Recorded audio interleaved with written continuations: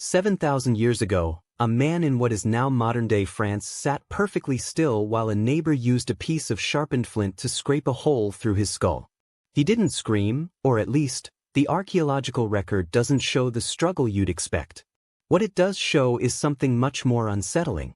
The bone around that jagged, circular opening didn't just sit there as a dead wound. It began to smooth over. It began to heal.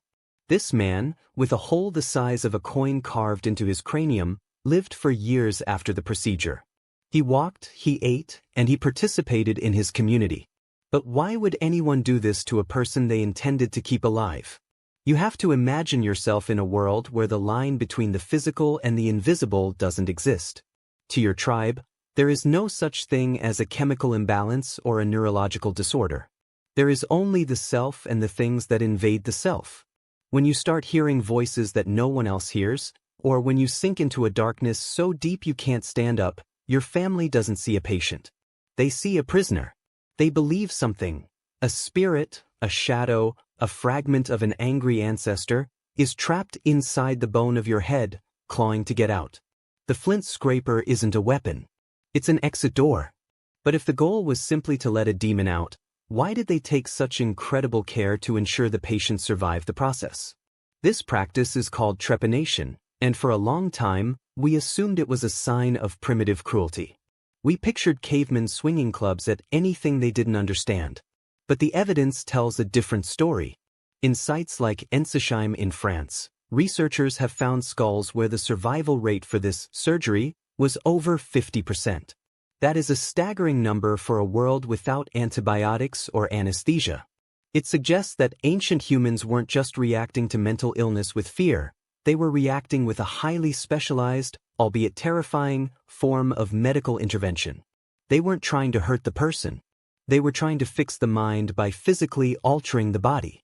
But does a hole in the head actually change the way a person thinks? Or does it just change the way the community looks at them? The common myth we tell ourselves is that history is a straight line of progress. We like to believe that we started at barbaric and worked our way toward humane. We imagine ancient people shackling the mentally ill in caves or leaving them in the woods to be eaten by wolves. But when you look at the actual records, you find something much more complex. Often, the further back you go, the more integrated and cared for the mentally ill actually were. It was only when societies became civilized and organized that the real horrors began to manifest. Could it be that the small, tight-knit tribes of the Stone Age were actually better at handling psychological distress than the massive empires that followed? Take a look at ancient Mesopotamia, around 2000 BC. In the city-states of Babylon and Assyria, mental illness was viewed through a lens of spiritual accounting. If you were suffering from what we would now call depression or anxiety, the diagnosis was usually the hand of a god. It sounded heavy, but the treatment wasn't a prison cell. It was a ritual. A specialized priest called an ashipu would be brought in. Their job wasn't just to pray, it was to investigate. They would sit with the person and ask about their dreams, their fears, and their social interactions. They were looking for the sin or the offense that had caused the god to withdraw its protection. But if the treatment was just a ritual, why did the priests keep such meticulous clinical records? These Babylonian tablets are some of the most detailed diagnostic manuals in history.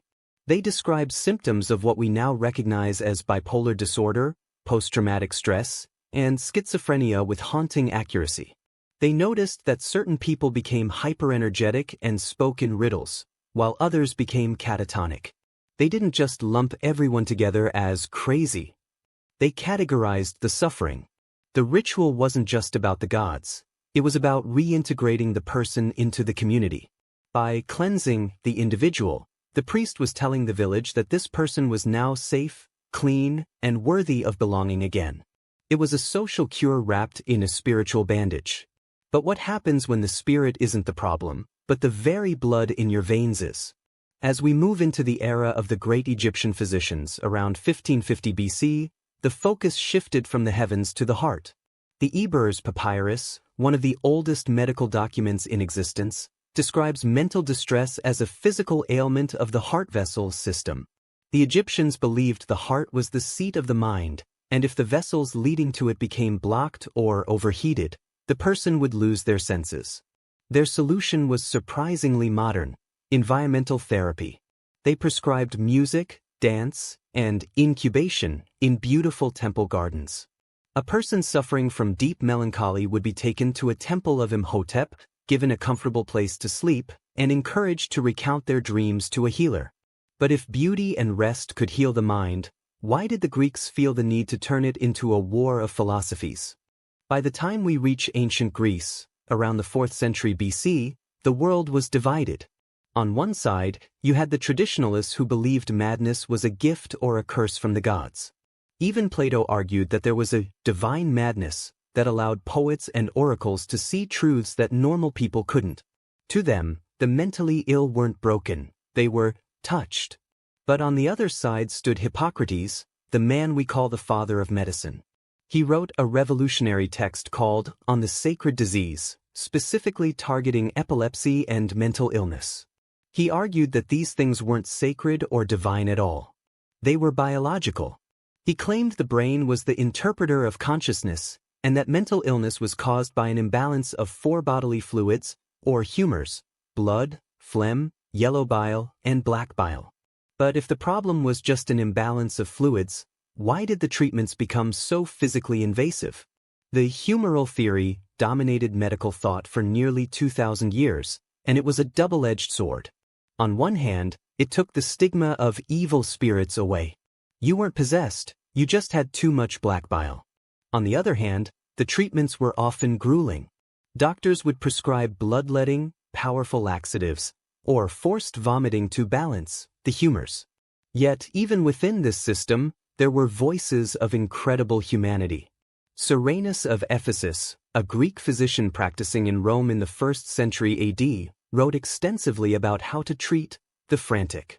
He argued against shackling patients in dark cells. Instead, he insisted they be placed in rooms with plenty of light, fresh air, and quiet. He even suggested that the walls should be smooth so the patients wouldn't be distracted by patterns in the stone. He was building a prototype for the modern psychiatric ward 2 millennia before it existed. But could a quiet room really protect someone from a world that was beginning to fear them? As the Roman Empire collapsed and Europe fell into the so-called Dark Ages, a common narrative suggests that all medical knowledge vanished and was replaced by witch hunts and torture. This is a massive oversimplification. While Europe was indeed struggling, the Islamic Golden Age was taking the Greek medical texts and expanding them into something genuinely visionary. In 705 AD, the first psychiatric hospital, or Bimaristan, was founded in Baghdad. These weren't dungeons. They were centers of healing that used running water, fragrance, and music to soothe the mind. The physician Al-Razi, known as Rhazes in the West, was one of the first to apply what we would call psychology to his patients. He famously cured a prince's depression not with drugs, but by using a shock to his system that forced him to react emotionally, proving that the mind could be influenced by external stimuli. But if Baghdad was a beacon of mental health care in the 8th century, why did the rest of the world take so long to catch up? While the Islamic world was building hospitals, a small village in Belgium was creating something even more radical.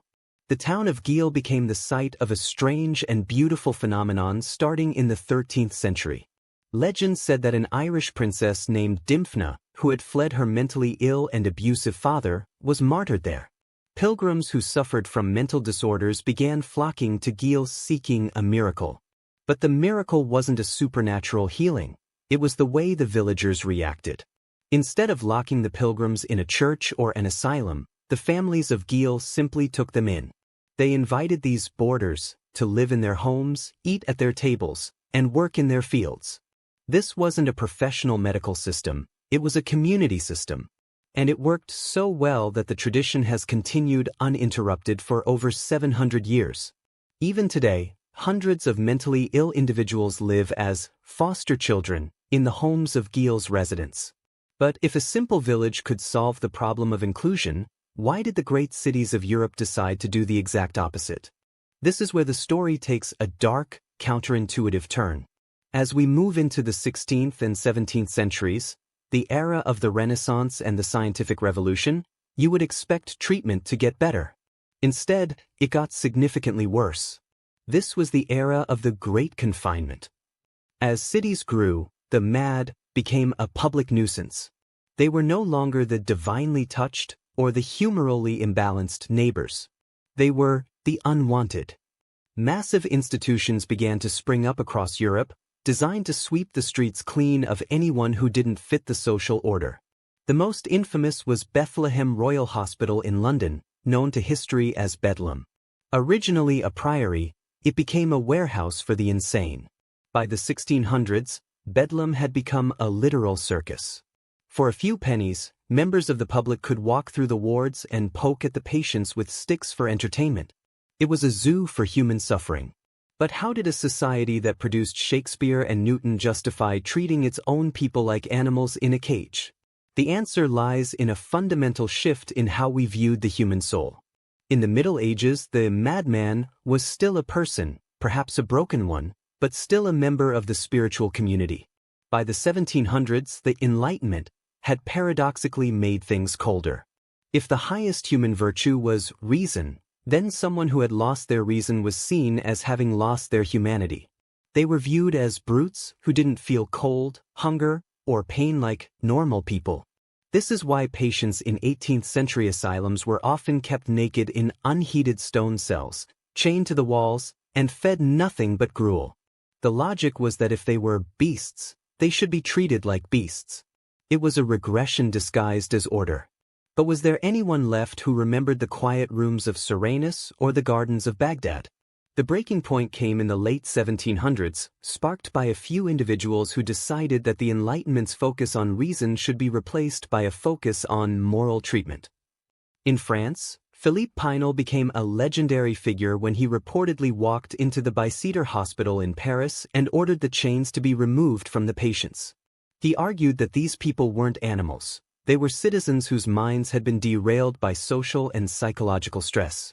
At the same time in England, a Quaker named William Tuke opened the York Retreat. He didn't use medicine or shackles. He used tea, conversation, and gardening. He treated his patients like guests in a country house. This was a wow moment for the 18th century. When Tuke's methods resulted in higher recovery rates than the brutal asylums, the medical establishment was forced to listen. But if kindness was the cure, why did the 19th century turn back toward the massive, impersonal institution? The tragedy of the 1800s is that moral treatment became a victim of its own success. Governments realized that humane care worked, but it was expensive and hard to scale. So they built mega-asylums.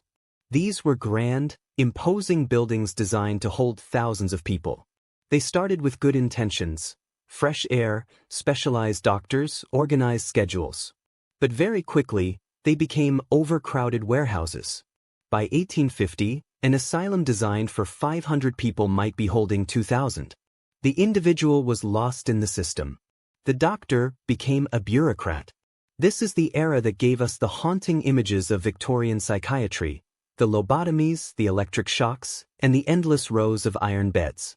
We had the scientific frameworks, like those of Émile Crépelin, who began classifying diseases like dementia praecox, schizophrenia, but we lacked the social structure to actually care for the people we were diagnosing. But does the history of mental health care have to be a cycle of progress and collapse? When you look back across the 7,000 years between that flint scraper in France and the modern psychiatric clinic, a pattern emerges that is both heartbreaking and hopeful. The most successful moments in history weren't the ones with the most advanced technology or the most complex theories. They were the moments when the community refused to look away. The villagers in Geel didn't need a medical degree to know that a person needs a home and a purpose. The priests in Babylon didn't need a brain scan to know that a person needs to feel reconciled with their world. The Egyptian healers didn't need antidepressants to know that music and gardens can soothe a shattered spirit. Our ancestors often got the why wrong. They blamed demons or bile or angry gods, but they often got the how right. They kept the person close. They made the suffering a shared burden rather than a private shame. The real danger in studying this history is the temptation to feel superior. We look at the trepan skulls and the bedlam cages and we think, thank God we aren't like that anymore. We have the DSM-5. We have neurobiology. We have advanced pharmaceuticals. We have solved the mystery that the ancients were scraping at with their flint tools. But if we have all the answers, why is the experience of mental illness in the modern world still so profoundly isolating? Why do we have more knowledge than a 13th century Belgian farmer, but less success at integrating the mad into our daily lives? The viral DNA of our history suggests that the treatment of the mentally ill is the ultimate litmus test for a civilization. It's not a measure of how much we know about the brain, it's a measure of how much we value the person inside it. Think about that man in France again. 7,000 years ago, his tribe looked at him and saw someone whose mind was in agony. They didn't have a hospital. They didn't have a pill. They didn't have a legal framework for furiosis. All they had was a piece of flint and the collective will to keep him alive. They performed a surgery that should have killed him, and then they nursed him back to health. They kept him in the tribe. They watched him heal. That hole in his skull wasn't a mark of shame. It was a mark of the incredible lengths a community would go to in order to bring one of its own back from the dark. But if they were willing to do that with nothing, what are we willing to do with everything? The history of mental illness isn't just a history of medicine. It's a history of the human reflection.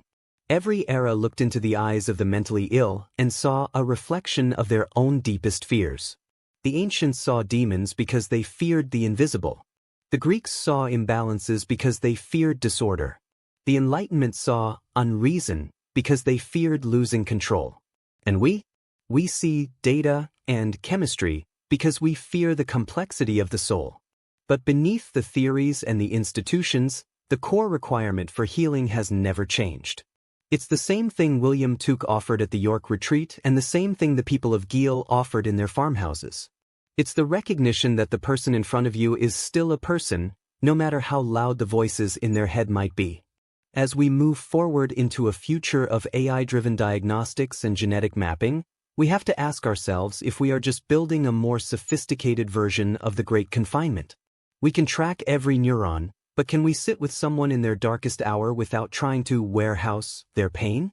The lesson from the Stone Age is that the exit door for suffering isn't always a hole in the skull.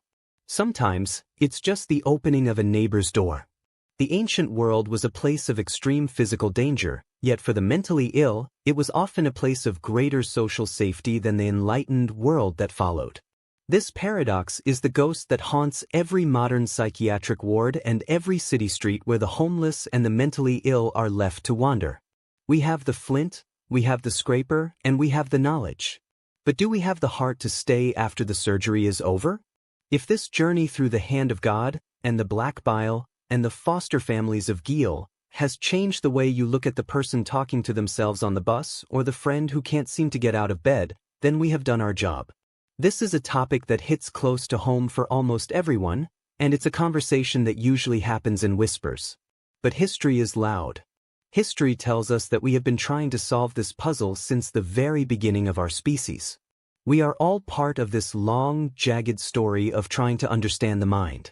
What do you think is the biggest mistake we're making today that future historians will look back on with the same horror we feel for Bedlam? Let us know in the comments. We read every one of them because, just like the healers of the past, we believe the stories people tell are the most important part of the cure. If you found this deep dive valuable, consider subscribing. We're exploring more of these hidden rabbit holes of human history every week, and we'd love to have you with us for the next one. It's easy to look at the past and see only the darkness, to see only the sharp flint and the iron chains. But remember the man from Ensisheim. Remember that his skull didn't just have a hole. It had the smooth, rounded edges of a life that continued. That bone regrowth is the most important fact in this entire story. It is the definitive, haunting proof that even in a world of shadows and spirits, 7,000 years ago, we already knew the most important rule of all.